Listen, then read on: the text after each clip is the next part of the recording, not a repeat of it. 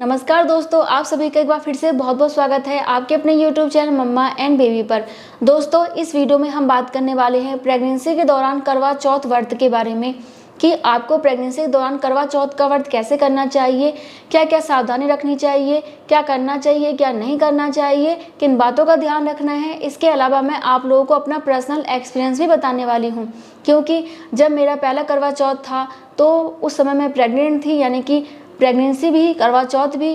तो उस समय मैंने क्या क्या किया, क्या क्या परेशानी हुई मुझे, मैंने कौन कौन सी गलतियां करी, तो सारी बातें आप लोगों से शेयर करूंगी और मैं आप लोगों को पूरी जानकारी देने की कोशिश करूंगी। तो चलिए वीडियो स्टार्ट करते हैं। बाकी अगर आप लोगों ने अभी तक हमारे चैनल को सब्सक्राइब नहीं किया तो प्लीज़ कर लीजिएगा, वीडियो अच्छा लगेगा तो लाइक कर देना। तो चलिए अब जानते हैं। सो फ्रेंड्स, देखो, आपका ये कोई सा भी व्रत हो, पहला हो, दूसरा हो, तीसरा हो, चौथा हो या फिर पांचवा हो, आपको एक बात का ध्यान रखना है कि व्रत करने से पहले आपको ये मालूम होना चाहिए कि आपकी प्रेगनेंसी बिल्कुल हेल्दी है या फिर आपकी प्रेगनेंसी में कोई कॉम्प्लिकेशन है। अगर आपकी प्रेगनेंसी में कोई कॉम्प्लिकेशन है, जैसे कि अगर आपको डायबिटीज़ की प्रॉब्लम है, बीपी की प्रॉब्लम है, थायराइड की प्रॉब्लम है, आपको रसोली की प्रॉब्लम है, या फिर आपको इन्फेक्शन की प्रॉब्लम है, या फिर प्लेसेंटा प्रीविया की प्रॉब्लम है, या फिर आप इस समय बुखार में हो, या फिर कुछ और प्रॉब्लम हो रही है, या फिर आपको डॉक्टर ने बेड रेस्ट के लिए बोला है, तो ऐसे में आपको व्रत नहीं करना चाहिए। यानी कि आपकी प्रेगनेंसी बिल्कुल हेल्दी होनी चाहिए। प्रेगनेंसी में आपको व्रत करते समय किन किन बातों का ध्यान रखना है, क्या क्या सावधानी रखनी है, इसके बारे में हम जानेंगे। लेकिन उससे पहले हम ये जान लेते हैं कि आपको व्रत किस प्रकार से करना चाहिए। तो देखिए, नॉर्मली करवा चौथ व्रत के दौरान बहुत सारी जगह पे सरगी का नियम होता है। सरगी में क्या होता है कि सुबह उठ के कुछ खाना पीना होता है और उसके बाद व्रत स्टार्ट करना होता है। अगर आपके यहाँ पे सरगी का नियम है तो बहुत अच्छी बात है, सुबह उठिए, नहाइए धोइए और आपकी सासू माँ जो सरगी में देती हैं उसको खा लीजिए। और अगर आपके यहाँ पे सरगी का नियम नहीं है, यानी कि सुबह उठ के कुछ खाने का नियम नहीं है, तो मैं आपको ये सलाह दूंगी कि आप तब भी सुबह उठ के कुछ ना कुछ खा लीजिए। क्योंकि देखिए, करवा चौथ व्रत स्टार्ट होने का ना एक मुहूर्त होता है, जो कि नॉर्मली 4 बजे, 5 बजे या फिर 6 बजे भी होता है। तो जब मुहूर्त स्टार्ट हो जाता है उसी टाइम से ही ना व्रत स्टार्ट हो जाता है, उससे पहले आप कुछ भी खा पी सकते हैं। और अगर आपकी प्रेगनेंसी है तो आपको ज़्यादा रिस्क नहीं लेना चाहिए, सुबह उठ के कुछ ना कुछ खा लेना चाहिए। टाइमिंग आप आराम से देख सकते हैं, आपको इंटरनेट पे मिल जाएगा, या फिर आप चाहते हैं तो मैं इसके बारे में वीडियो बना दूंगी। तो आप टाइमिंग देख लीजिए कि करवा चौथ व्रत स्टार्ट होने का टाइमिंग क्या है, उससे पहले आप कुछ ना कुछ खा लीजिए। तो आप सरगी में क्या क्या खा सकते हैं, आप दलिया खा सकते हैं, ओट्स खा सकते हैं, आप एप्पल वगैरह खा सकते हैं, आप दूध पी सकते हैं। मतलब ये है कि आप कुछ भी हल्का फुल्का खा लीजिए। बहुत सारे लोग सवैयाँ वगैरह खाते हैं तो आप वो खा सकते हो, दही वगैरह ले सकते हो, जो भी आपको पसंद आता है खाने में आप सुबह सुबह वो बना के खा सकते हैं, या फिर बना बनाया चीज़ भी खा सकते हैं। तो उसको खाइए, पानी पी लीजिए, अपना व्रत स्टार्ट कर लीजिए। और देखिए, अगर आपके यहाँ पे स्नान करने के बाद पूजा पाठ करके व्रत स्टार्ट हो जाता है तो आप इस तरीके से व्रत स्टार्ट कर सकते हैं। अगर आपके यहाँ पे दोपहर में नहा धो के पूजा किया जाता है तो आप क्या करो कि सरगी ले लो, मतलब ये कि कुछ खा पी लो, उसके बाद आप अपने इष्ट देव को और करवा माँ को ध्यान लगा के याद करो और उनका नाम लेके व्रत स्टार्ट कर लो। ठीक है, तो आपको व्रत इस तरीके से स्टार्ट करना है, यानी कि सुबह कुछ खा पी के उसके बाद व्रत स्टार्ट करना है, नहीं तो पूरे दिन आप बहुत परेशान हो जाएंगे और आपके साथ साथ आपका बच्चा भी परेशान होगा। तो आप ऐसा बिल्कुल नहीं चाहेंगे कि आपका छोटा सा बच्चा परेशान हो, इसलिए सुबह उठ के कुछ ना कुछ खाना जरूर है, भूलना नहीं है। अगर आपको ऐसा लग रहा होगा कि ये तो मेरा दूसरा करवा चौथ है, पहले में तो मैंने ऐसा नहीं किया, तो मैंने आपको बताया ना कि करवा चौथ व्रत स्टार्ट होने का एक टाइमिंग होता है, तो टाइमिंग से पहले आप कुछ भी खा सकते हैं, कोई रोक टोक नहीं है। बाकी देखिए, उसके बाद आपको क्या करना है कि आराम करना है। प्रेगनेंसी के दौरान अगर आप सो जाते हैं तब भी कोई दिक्कत नहीं है, क्योंकि गर्भवती महिलाओं के लिए बहुत सारी छूट दी गई है। तो आप व्रत के दौरान सो सकते हैं, इसलिए सो जाइए, आराम कीजिए। हो सके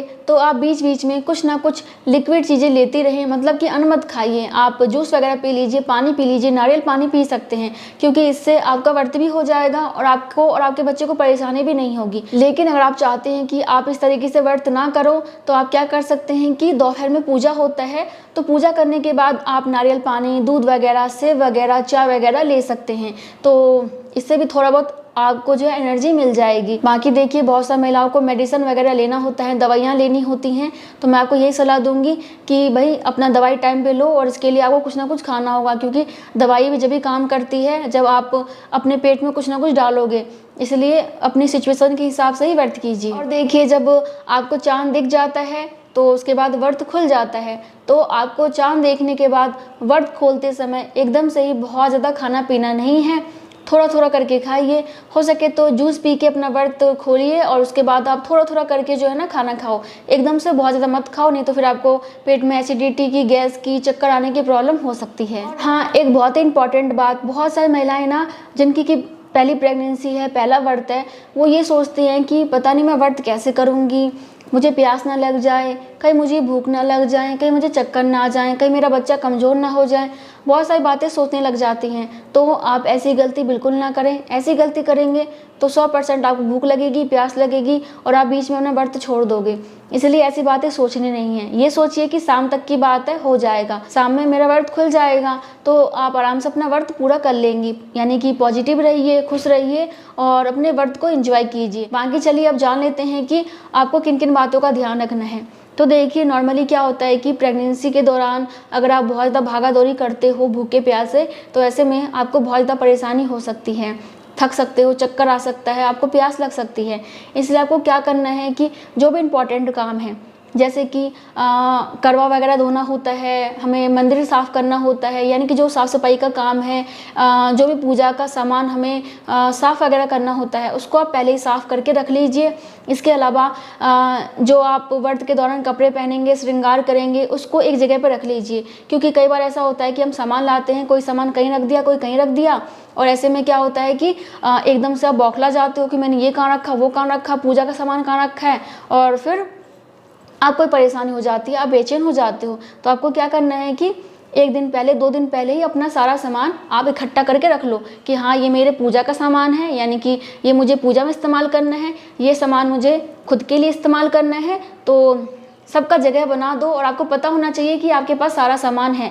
लास्ट टाइम में भागा दौड़ी नहीं करना, ये रह गया तो ये लेने भाग रहे हैं, ये रह गया तो ये लेने मार्केट जा रहे हैं, ऐसा मत कीजिए। इसके अलावा क्या होता है कि हम हाथों में मेहंदी लगवाते हैं, तो मेहंदी में काफ़ी ज़्यादा समय लग जाता है। अगर आप उसी दिन मेहंदी लगवाएंगे जिस दिन करवा चौथ है, तो क्या होगा कि आपको ही परेशानी होगी, क्योंकि काफ़ी देर तक आपको बैठना पड़ेगा, एक ही अवस्था में बैठना होता है, आप कुछ खा पी नहीं सकते हो और सूखने में काफ़ी टाइम लग जाता है, आपको आराम करने का मौका बिल्कुल नहीं मिल पाएगा।